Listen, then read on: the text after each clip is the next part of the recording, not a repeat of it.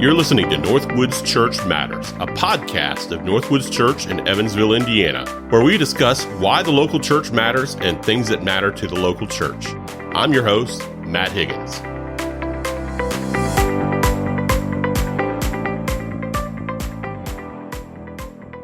Welcome back to the NorthWoods Church Matters podcast. I've got today our lead pastor, Bobby Pell, and our student ministry assistant, women's ministry director, Queen of Northwoods, Rachel Bland. Oh, geez. The Queen. Come on. The Queen. We need a tiara for you. I'm not the Queen. Me, not it either. Somebody's got to be it. So today we're going to do something that I think we're going to try to do on a quarterly basis or just on a regular basis. We'll call this maybe State of the Church or maybe What Up with Northwoods if we're feeling a little bit gangsta. But we just wanted to clue people in about what's going on, promote some things, and then talk about things that we're excited about here at Northwoods. So I'm going to start with just a general question with Bobby. How do you feel like things are going at Northwoods right now? Yeah, really well. If you sit back and think about it, we had a conversation staff meeting this week. In my opinion, whatever people ask, what's your post-COVID attendance? For us, we decided we're done with that question. The last Sunday of April, first Sunday of May, we were around 420, 425. Now it's just going forward. And so we were around 500 before COVID. 85% of our people came back, or 85% of the attendance is back. That's really good. And so now let's just grow again. Let's go reach people. Let's go reach Evansville. Let's go reach Southwest Indiana. I think we've baptized 3 or 4 Sundays consecutively. We're baptizing this coming Sunday. I think overall, if you look at how Northwoods is doing, we're doing really well. And I think that there's a lot to be excited about. Yeah, I'm excited. Yeah, I'm excited about it too. Good things are happening at Northwoods, and it's good to see people back. Yeah. It's always good when we have a Sunday and we see people that we haven't seen for a while that are back. And I know that there's still some people that are out there that are hesitant to come just because of coronavirus and COVID. Just stay connected to us through the internet, through Sunday services, and we're excited that people are still tuning in and staying connected to Northwoods that way. So we'll start off with events. So what are some events that are coming up that people should be really excited about? We've got the women's thing. Woo, woo! Woo, the women's thing. And so I'm going to let Rachel talk about it, but let me just say, I would encourage our women to come. Yeah. We've had the IF gathering in the past, and this is not IF. This is, I don't know what we would call this. So you have a title. She's saying for it. if with a twist. If with a twist. No ifs, ands, or buts. I don't know. Yeah, I mean, if you've been to if before, it won't be unfamiliar, That's right. That's right. It's pretty similar to what we're doing, but we are putting our own twist on it. So that's why we're saying if with a twist. You're still going to see some videos, but we're going to have in-person worship this year. We're going to have some in-person conversations that we've always done, but then we're also going to add some different things too. So I don't want to give everything away, but it is going to be really exciting. We're definitely multi-generational. So you're going to see anywhere from high school students up on stage to the older generation of women up on stage, which is just really exciting. And we're all coming together to put this event on, and it's going to be good. Yeah, some of this as well, I think it's important for people to understand we're controlling doctrine. That's right. Okay. Yeah. And so the effort of this is that we are, if has already happened, and we've listened and we've decided this is what we want to present to our church, and we're going to present some other stuff as well. And we're excited about that. That's right. And I think from a biblical perspective, we're doing what we're supposed to be doing. And this shows that we listen to you too, that we've changed it largely because of feedback that we've received. It's always difficult to have one of these online live stream events and the worship is canned and you feel like you're standing up and you're singing, but then it feels weird because there's no live band. That's right. And so we're going to change that as well. We do listen to your comments. And so we do want you to speak up and tell us how you feel about certain things so we can change them. $20 and we'll see you Friday. Yeah. And how late can they come? Like, how late do you have to pre-register? Can you literally show up? You can literally show up at the door. So if you're bringing a coworker with you and you've already registered and they haven't, that's okay. We want you to be there. So, and even if we've had some people say, well, I can't come Saturday morning, but I could come Saturday afternoon and Friday night. That's okay. We're flexible. No one's keeping score on your attendance. We just want you here. Amen. What's next? There's a Sweetheart Prom that's also happening. And I think that's what we're calling it. Yeah. That's right. I know that part of the funds there are going to be going for Wyoming missions. Yeah. And so if you're looking for a date night, feel free. That should be a lot of fun. That is on May the 15th. May 15th. From Not this weekend, but next weekend. That's right. From 6 to 8. And we're also having a silent auction that night, too. We've got some fun goodies that have been hanging out in my office for quite some time that we'll be setting out. And you guys can auction on those as well. Feel free to bring your wallet and spend a lot of money on your spouse that weekend. We would encourage it because it goes to a good cause. It's going to our Wyoming mission trip for this summer. Yeah, another unique thing that's happening is Redeemer Fellowship Church, which is one of our church plants on the west side, is becoming its own. They're constituting, which is a big deal, as one of our church plants is stepping out and basically saying we're an autonomous church, and they're handling all their stuff. And they have invited us to a potluck lunch. And that one's May 23rd, Sunday, May 23rd. At 12:30. And so if anyone would like to go over after our last service, we'll have time to get there. Just take whatever it is that you're going to take to join the potluck, and we will join them and celebrate that they are stepping out and becoming an autonomous, independent Southern Baptist church. And then we will end up giving them something to basically say we bless you, and we'll pray over them during that lunch. Awesome. All right, what's next on the calendar? Vacation Bible School. Awesome. Vacation Bible School is Destination Dig this year. It's an archaeology theme. I'm excited about this because usually the VBSs, they rotate around the same themes like every couple of years. That there's going to be a jungle theme, there's going to be an underwater theme, there's going to be a forest theme. This is different, and it's talking about the historical nature of Israel and archaeology, and so it's very apologetics heavy this year. And so I'm excited that we're doing something different this year. So kids should bring their shovels and their hard hats and get ready to dig into God's word and dig for truth. It's going to be a little different due to COVID, but I think this is going to really work out well. We're splitting up the alphabet in terms of attendance. So if your last name starts with an A through L, your date for VBS is June 6th through 8th. And if your last name starts with an M through a Z, your VBS is the 9th through the 11th of June. Now, let me head off a question that I sense coming with my spidey sense, that we're not legalistic about the dates. Come on. We're not legalistic about the dates. So, I love legalism. So if you have a friend or your child has a friend that wants to come with them and they're a different last name and they're supposed to go to different dates, come on and bring them. Or if one date is not convenient for you and you want to do the other date, that's perfectly fine. We just, with COVID, are trying to limit the number of people in the building.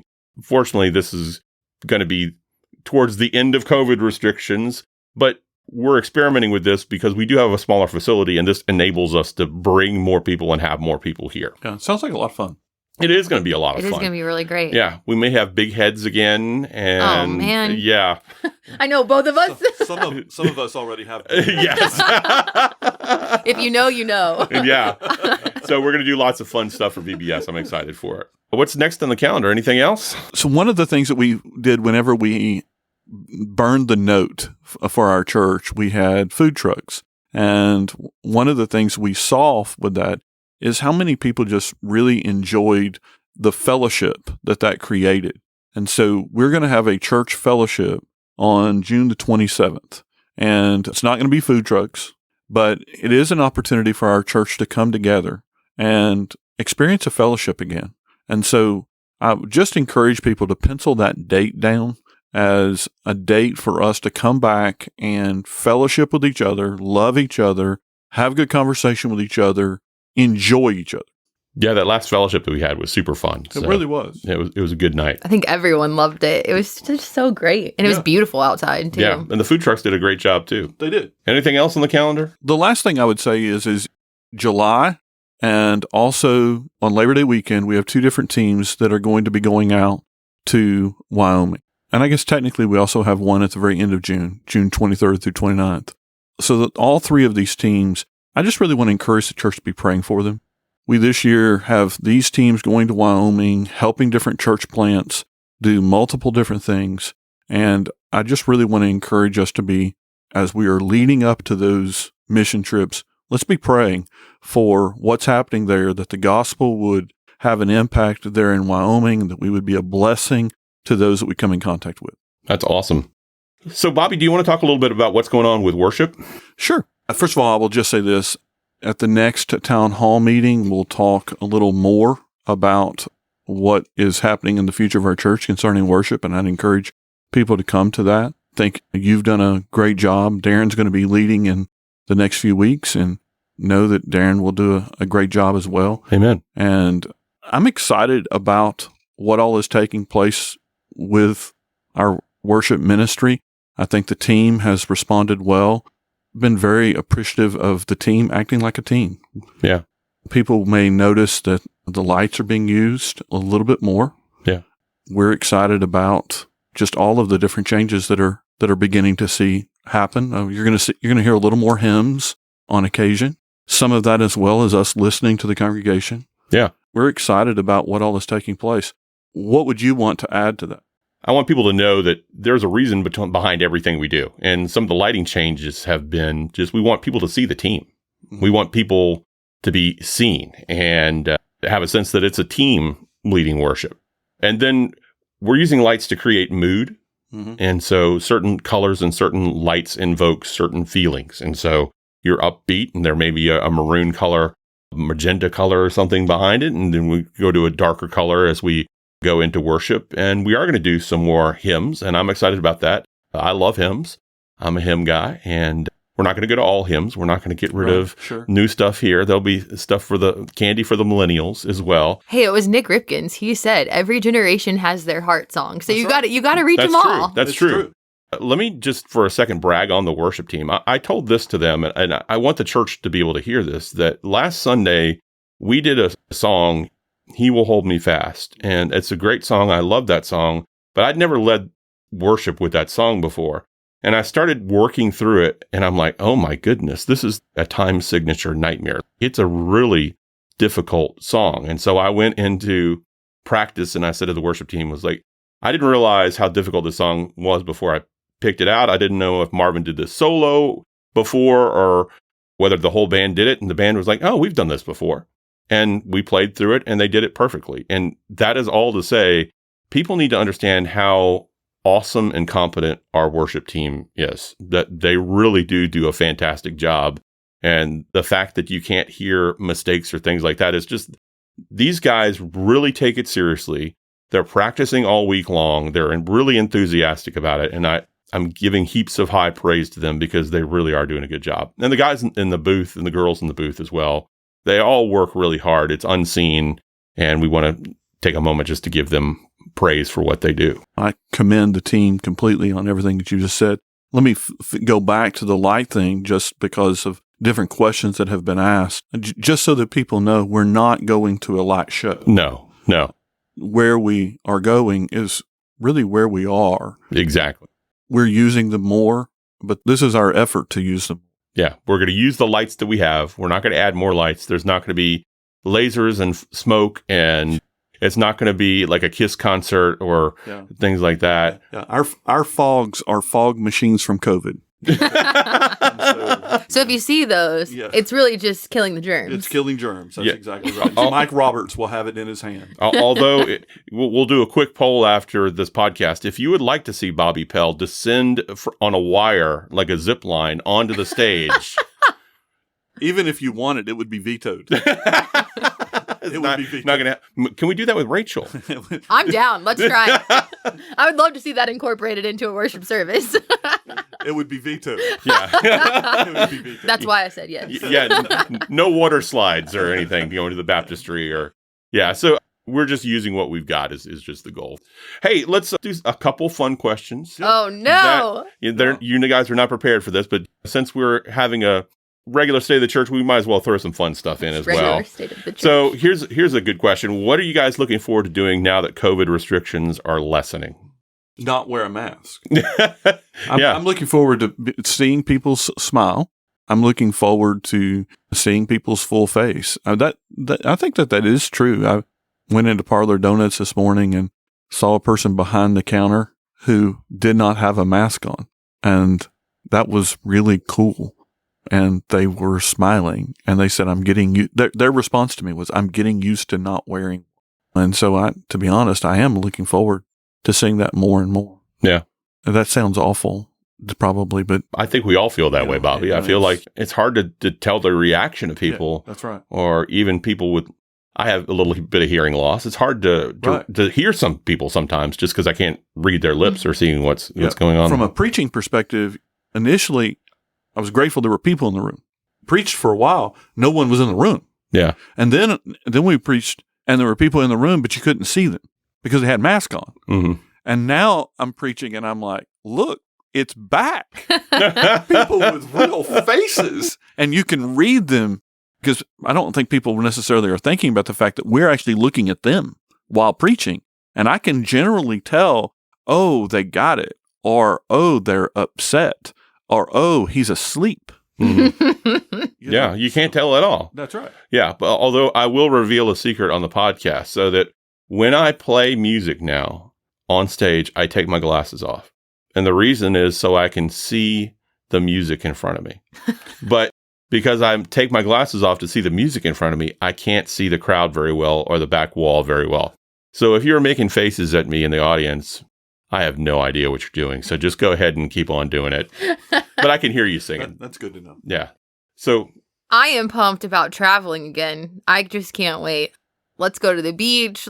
I'm ready to go back to Ecuador again or wherever else God wants us to go. I'm ready to go and go see the world again. Because I think that's like the one thing that you're so limited. And I feel like COVID just showed us our limitations as people.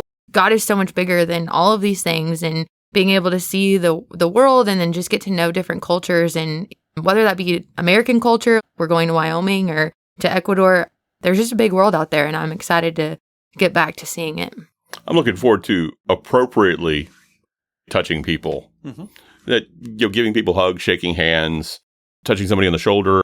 There's all sorts of physical things that are just a natural part of communication that you normally do that now over the past year and a half that has just changed. And so we have to rewire ourselves.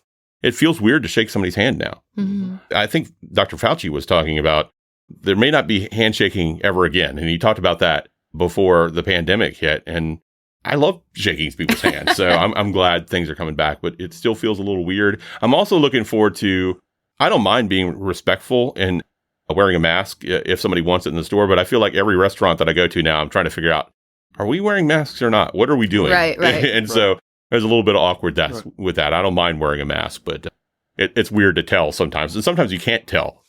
Big news this week was the Fall Festival is coming back. I saw that. So what is your favorite thing or things to eat at the Fall Festival? And you cannot say the NorthWoods booth because that is good. And you should eat from the NorthWoods Redeemer Fellowship booth. But my favorite thing to eat is apple dumpling.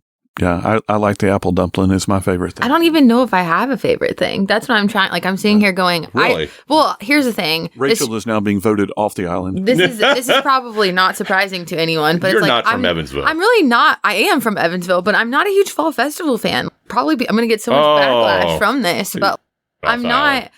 Listen, no one will be surprised by this. I went to the Fall Festival to take the Ferris wheel photo, and that's pretty much it. You are definitely voted off the island. If you were to go to the Fall Festival and eat something, what would you go for?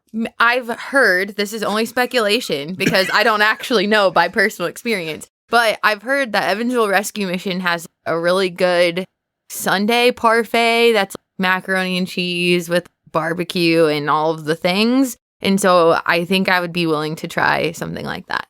Have you ever had a brain sandwich? No, and I don't plan on eating it. No, thank you. So the two things I have to get at the Fall Festival, corn fritters from the Methodist booth and the brain sandwich from the Daughters of the Nile booth. Yes. Daughters of what? The Nile? I think that's the name of the booth. Maybe I'm going to be stand corrected now, but I think that is the name of the organization that does that. But they have the best brain sandwich. Someone please let us know if it's Daughters of the Nile. Or something. A Daughter's Eye. Who knows? Daughters of Zion, maybe? I don't know. I don't go to the Fall Festival. It's some Egyptian name. I don't know. God bless America. God, that is a God bless America. I'm thinking to myself, Matt is definitely participating in giving money to a cult. Yeah. Daughters of the Nile. But I love eating weird foods. And so The brain sandwich is delicious. If you go to La Camparana on the weekend, the Mexican restaurant, get the menudo, which is stout cow stomach soup. That's delicious. I just wish you all could see my face right now. Like, that would be the best. Have you never had menudo before? No. It sounds like manure. No, it's not manure. It's delicious. Did you hear that too? It sounds like manure, right? Yeah. Okay, just making Christy sure. Bales, if you're listening, you need to tell Rachel Bland it's good. Or me, it's bad. Next question. What is the best popsicle flavor? I think the rockets are the ones that immediately come to mind. Like the red, white, and blue The red, ones? white, and blue ones. I don't know. There's something about summer that just screams red, white, and blue popsicle. And it's shaped like are those called bombs? Rockets? What are they called? Rocket popsicles, I think. They're called Niles. Oh, geez. Here we go again. But those are the best. Red, white, and blue popsicles. Those are, or I forgot about those. Remember the ones that change colors where they have orange on the outside, then you get into the inside and it's purple, and then you get into the next layer and it's green or something like that? I've never had those. Oh, those are good too, but I don't know what those are called. But both of those are my favorite. Yeah. I like Dreamsicle. Oh, those are the worst. Like- we're going to have a fight. I like Dreamsicles. Push pops or something like that. I like Push Pops too. We looked at a house one time in Virginia, and literally the color on the wall on the inside of the house was a color that was called Dreamsicle. It was that color orange, the entirety of the house. So we're like, nope, no thanks. Anything lemonade for me is good popsicle flavor. So, lemonade is the summer food. Bobby's over here making a face. No, I can drink it, but I ain't going to lick it. I'm just thinking, well, isn't the purpose of a popsicle to be refreshing? And that just sounds sour to me. I agree. Thank you. I like sour things, like Sour Patch Kids. You also like my brain jam. sandwiches, so. Yeah, I do like eating weird things. So bring me something weird. Although you have had guinea pig, right? Yeah, I had it in Ecuador. I tried a couple bites and I was done after that. Tastes like squirrel. Tastes like squirrel. It does taste like squirrel. All right, last question. What is God teaching you right now? Oh, man. Well, I've been reading through the book of Numbers right now, and it consistently goes back to the fact of how holy God is. Last night, I was reading about, I'm going to mess up the name, so I'm not even going to try, but these groups of people tried to rise up against Moses and just do their own thing. And God was like, no, I've called you to be set apart. And so I think that even within my life, it's no matter what other people are trying to say around us or whatever, it's God has called us to be set apart. And that is going to look differently from the world. So if the world is saying to do X, Y, and Z, if it doesn't line up with scripture, then I'm out.